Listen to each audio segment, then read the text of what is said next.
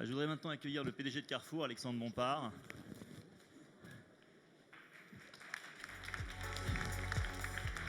Bonjour à toutes et bonjour à tous.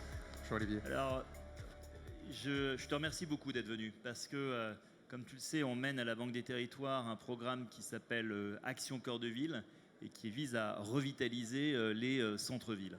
Et dans la revitalisation de ville, il y a le commerce. Et parfois, les gens, ils ont une vision de Carrefour, l'hypermarché à la périphérie qui a tué le commerce de centre-ville. Je me suis dit, mais est-ce que Alexandre va accepter de venir et accepter de venir parler? Moi, je le sais parce que Carrefour s'est profondément transformé, tu en as parlé. Mais au fond, pourquoi tu as accepté de venir ici aujourd'hui? D'abord parce que la Banque des Territoires en ta personne et la Caisse des dépôts m'ont invité. Ensuite parce que ça donne l'occasion en effet de parler notamment avec des élus de la transformation de Carrefour. Carrefour, c'est, pour ceux qui ne le savent pas, mais vous êtes nombreux à le savoir, c'est le premier employeur privé de notre pays avec 130 000 personnes. Carrefour est présent dans tous les territoires, hein, vous le savez, des zones rurales aux zones urbaines, aux périurbaines. On a 6 000 magasins en France, des centres logistiques associés.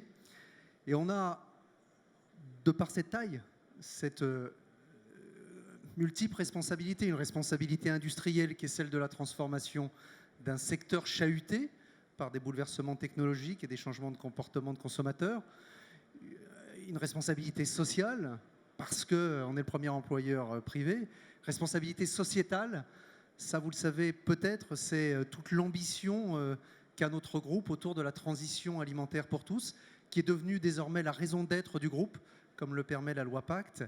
Et puis une responsabilité, et c'est la raison probablement dernière de ma présence, responsabilité territoriale, responsabilité citoyenne. Nous sommes présents dans vos territoires. On a des centaines de magasins dans chacun de vos départements, dans chacune de vos régions. On est un débouché naturel du monde agricole français. On l'oublie, on a tendance dans ce pays à tout opposer. On est le premier acheteur du monde agricole avec 1 milliard d'euros d'achats faits par Carrefour. On travaille avec des dizaines de milliers de PME. On paye 400 millions d'impôts locaux aussi. Ce n'est pas totalement rien. Ça nous différencie aussi de nos camarades anglo-saxons, les GAFA. Et donc, toutes ces raisons-là, toutes ces responsabilités-là font que je suis heureux d'être là aujourd'hui et de pouvoir parler à la fois de cette transformation et puis du rôle de Carrefour dans les territoires. Alors justement, tu as rappelé ton rôle, mais comment tu travailles au quotidien avec les territoires? Quels sont tes interlocuteurs? C'est quoi les méthodes de Carrefour? Et qu'est-ce qui fait ta relation avec les territoires? Il ne faut pas se leurrer pour les élus qui sont là, dans l'acceptation traditionnelle, je suis celui qui a tué le centre-ville. Il y a au fond cette idée, l'hypermarché s'est mis à la périphérie des villes à une époque, il a désertifié le centre-ville et au fond, jeu étant un jeu collectif, mais la grande distribution porte un peu cette responsabilité-là. Moi, je crois que cette vision-là, elle est derrière nous et il faut qu'on se convainque qu'elle est derrière nous. D'abord parce qu'aujourd'hui, le client, le citoyen pour vous, le client pour moi, il a changé. Il n'y a plus un client de l'hypermarché et un client du centre-ville. Il y a un client qui veut tout, utilise tout à différents moments. Une fois tous les 15 jours, il vient dans un grand hypermarché faire ses courses avec une offre large et une contrainte de pouvoir d'achat qu'on connaît. Une autre fois dans la semaine, il vient devant un drive de supermarché pour ses courses de dépannage. Le week-end, il a envie d'aller chez son primeur pouvant être Carrefour. Et puis, à 18h, s'il lui manque quelque chose, il va recourir au e-commerce pour avoir un dépannage. Autrement dit, le client lui-même passe de l'un à l'autre. Et moi, ma responsabilité, mon rôle, ma mission, au fond, c'est que ce client, il passe de l'un à l'autre, à l'intérieur, pardon, j'aime pas ce terme, il est un peu jargonnant, mais de l'écosystème de Carrefour. Et donc, nous sommes d'abord un acteur de centre-ville. Sur les 6 000 magasins que je citais, une immense majorité sont des magasins de proximité, des magasins de centre-ville. Vous en connaissez les enseignes d'ailleurs. City, Express, Contact, 8 à 8, Montagne. Ce sont des magasins de centre-ville.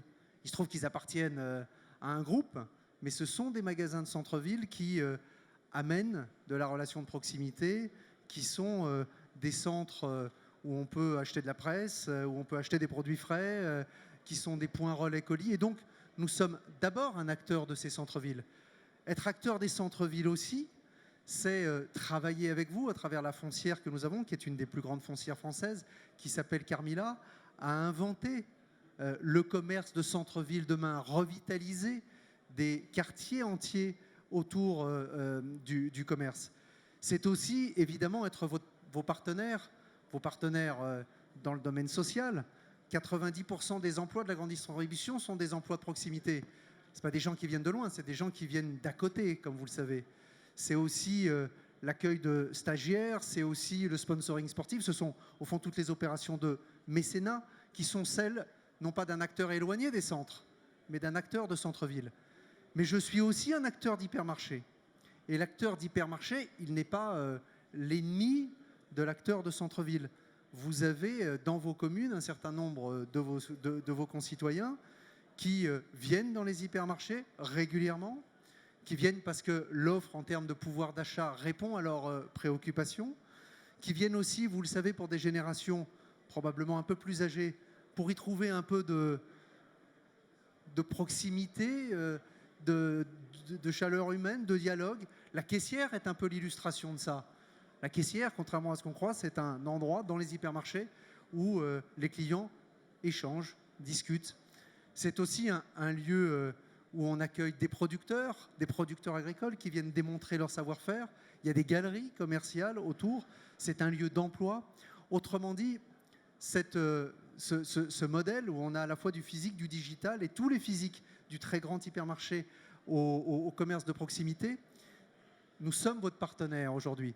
C'est fini le temps où on pouvait se dire ces groupes-là, c'est de la grande distribution uniquement, c'est l'ennemi du centre-ville. On est un acteur de centre-ville, on est un acteur de zone périurbaine qui est aussi un partenaire. Après, ce qu'on doit faire, c'est la dernière partie de ta question, c'est à la fois vous en convaincre, c'est trouver une nouvelle forme de collaboration, nouvelle forme de travail en commun, de répondre aussi à un certain nombre de vos préoccupations. Mais c'est aujourd'hui absolument nécessaire pour nous, parce qu'on a réinventé ensemble le commerce global de demain, le commerce de proximité. Écoute, merci. Donc, je pense vraiment qu'on a compris à quel point Carrefour pouvait être un partenaire. Alors, la question, c'est que tu es dans un secteur, et tu l'as mentionné avec les questions de déloyauté fiscale, de déloyauté de la concurrence fiscale, le fait qu'on peut se le dire. Enfin, moi, je l'assume totalement. Amazon ne paye pas ses impôts en France, en tout cas, pas du tout à proportion de son chiffre d'affaires. Comment tu vois tout ce bouleversement dans le secteur du commerce qui connaît un bouleversement qu'on n'a jamais connu, et comment Carrefour va s'adapter à cette transformation de l'environnement? D'abord, tu as raison de le souligner, hein, le désavantage fiscal, l'inéquité fiscale pour un acteur du commerce physique, pour un grand groupe français que nous sommes, un grand groupe mondial, c'est insupportable.